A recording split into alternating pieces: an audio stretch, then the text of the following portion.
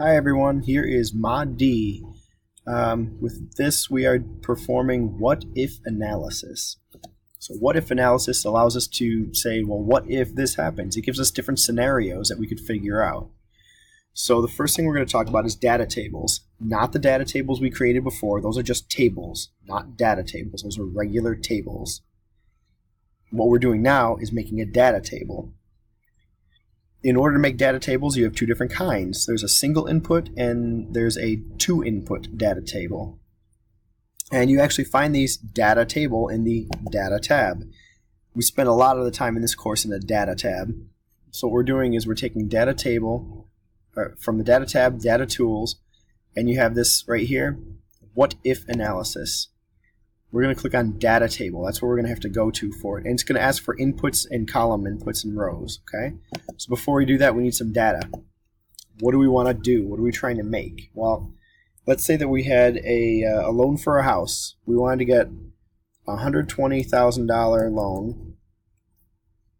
Actually, let's do that. We'll say a loan is here. The rate and the time in years. Let's do a 30-year mortgage and 4.25%. How about that? Okay. And we'll do the payment. We did payment in the previous course, right?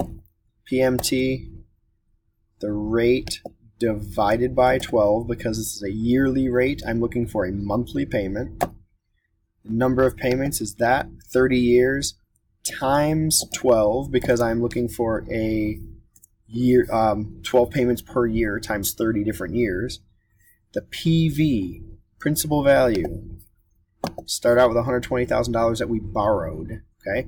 Now for this one, I'm actually going to put negative that because I want the format to come out to be positive values.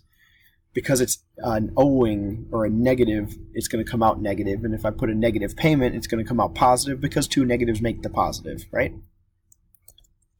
And we get $590 a month. Okay. Well, you don't want to go through and say, well, what if I made this thing 4.15 because I bought some points?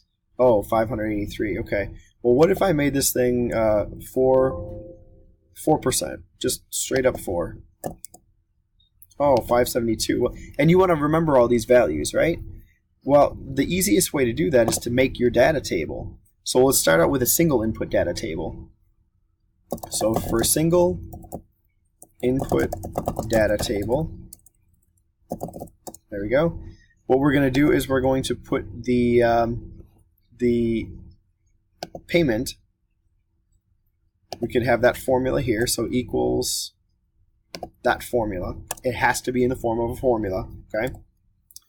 The upper left corner right here is going to be blank, and this is where I'm going to make my adjustments. 3.85%, 3.9%, so I'm going to go up by 0.05. Remember, I can establish a pattern way back from week 1 in the previous course and drag down wherever I want, right? So I have a pattern going on here, 0.05% every time. So this is creating a data table now, a single input data table. So I'm going to grab the upper corner and go all the way down to here, okay, with my payment, my percentages. And when I go to what if analysis, I'm going to go to data table. There's two different possibilities of what it needs here, a row input and a column input cell. Now this is where it gets kind of weird because even though this is written in a column, right, it's really the row input is 3.85%. The row input is 3.90%, right? So what you're going to end up doing, column inputs for the formula, I know it looks like it's rows, right? This is the row, this is the row, this is the row. But because it's in a column, we're only going to use the column input. It looks like a row heading, but we're going to use a column input because it's in a column. So where did I get this percentage from using this formula? Well, this PMT formula used that. So that is the input. Okay. It looks like the numbers are kind of funny, but if I grab all of this and I format it to look like comma style, 572.90 happens to show up again over here. Why? Because at 4%, I should have $572.90, which is what we had here. At 4%, payment was $572.90. So that's a way to check it. If by chance you screwed up and you did it reversed here,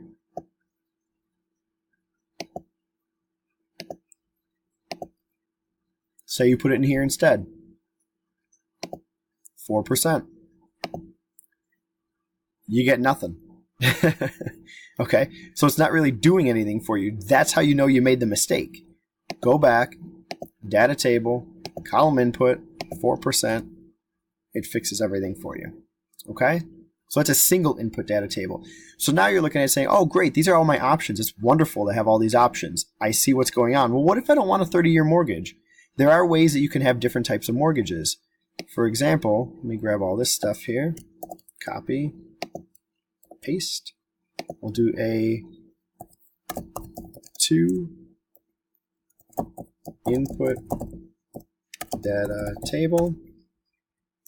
I will put the payment formula here. Okay, and again, it has to be a formula. So even though this is not the formula itself, I referenced this cell, which is the formula. Okay, and across here, I'm going to put 15, 20, and 30. There are 15-year mortgages. There's 20-year mortgages. There's 30-year mortgages. Okay, actually, let's just do 30. 15-year mortgage and a 30-year mortgage. Now you select this. So this is different. The 2 input does not have a blank corner.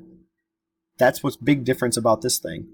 So when I do this, I'm going to go to what if analysis again. I'm going to go to data table. Now I have a row input and I have a column input. I have both of them. Okay. So this is creating the row, even though they're column headings. They're created from a row. Okay. And I have that here. So we get different values here. You might think it's off or it's crazy, and that's okay. Check it out. Make sure you're doing it right. At 30 years, at 4%, it should come up to be $572.90. So at 4%, at 30 years, $572.90. Then we're good to go. Again, if you accidentally did it backwards and you didn't know which one to pick, it's not the end of the world. This is what it would look like. So I'm going to swap them. I'm going to put the percent for the row, and the column is 30. Now for these things, you need to use your common sense. If you're borrowing from the bank for 30 years or even 15 years, $120,000, does it make sense that you're going to pay them back $480,000 every single month? No. Clearly there's something wrong. So that's a dead giveaway that you did it wrong, okay? If you're unsure. So the row, again, this is making a row across this way, is the years. The years came from that thing, B5. The column was created from percentages. The percentages for the formula came from B4. Click OK, and everything's fixed.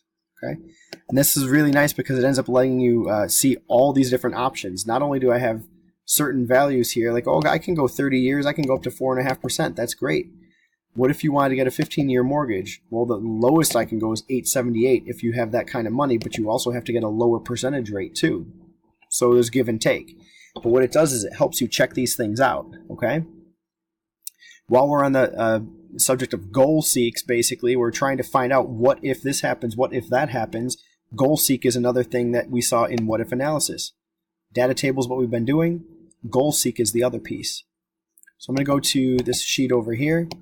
And goal seek, we're going to borrow $100,000. 3 years, that's pretty high. Let's go with 15 years. We'll go that across the board here. And then let's go at a rate here, okay, equals negative PMT, regular payment formula, the rate divided by 12, the number of payments times 12, same thing we did in the previous course. this value. Okay. Copy, paste, paste, paste, right? So what the goal seek ends up doing for us is we could say, hey, I want this payment right here. I can't afford $844 a month, but maybe I can afford $775, okay? Or even 800. Let's change it to 800. I can make this thing 800. Well, I'm not going to go through this thing and say, well, what if I did 95,000? Well, it's close to 800. What if I did 94,500? No, it's a little lower. I could afford more than that. You know, you're not going to guess these things, right? So you want the computer to do it for you. So what if we need to add time and say, I want to go more than 15 years for a loan? Click on this piece, which again has a formula in it. Okay? You're going to go to What If Analysis, Goal Seek. I want to set this cell, E11, to $800 by changing, I'm saying adding time, so I need to change the time E9. It's going to go through a calculation and say, no problem, you can get $800, but you gotta have at least a 16-year loan, and 16.4-year loan, basically. So that kind of means like 16 years and, you know, I don't know, 5 months or something like that. Okay, great. That might not be an option. Good luck getting a 16.5-year loan from somebody. So you might want to go to What If Analysis, Goal Seek, and say, well, what if I reduce the amount of money I need? I'll set H11 to $800 because that's what I can afford. And I'm going to change the amount. I'll lower my money. $800, but instead I have to get, oops, I'm sorry. Let's go back to, oh, I did it twice. Look at that. It's a good thing it's fast. Changing time. Ay, ay, ay. Cancel. So this is what happens when you try to go fast, isn't it? Set that to 800. Change that from here. Okay, do the same thing here. Goal Seek. Set that to 800 by changing the amount. Press OK this time, not cancel. And let's do the same thing over here. What if Goal Seek, I want that to be $800, and I'm going to change the rate. Maybe I could find a better percentage rate out there. And that's great. That's not a problem. I did it again. I'll be darned. 800 by changing the rate. Okay. So it's good to go at 5%. And in fact, if you look up here, that's rounded here. These numbers are rounded. So I'm going to increase that decimal point here. So I basically have to have a 5.1762% interest rate. Then I get to keep the $100,000 and I get the 15 years to pay it off. Or I have to keep 15 years to pay it off, still pay $6,000, but I have to take less money out. Or I could take the money out, keep the percentage rate, but I got to find a slightly larger loan, or a length of time for the loan. So really, that's what the scenarios are. It gives you different scenarios for a whole bunch of things. And it's really nice and convenient. Again, going back to Data tab, this, how many times did it do the PMT function for us for free? You did a couple mouse clicks and it's done, right? This is creating a data table. See how it says table B4 and B5 inside of here? That means you used cell B4 and B5 in order to create this table. If you guys don't have this, when I click any of this data, you did not create a data table, okay? All you did was use PMT formulas, which is a waste of your time, okay? All right, I will come back in just 1 second to finish up the other pieces and, well, last part of the video.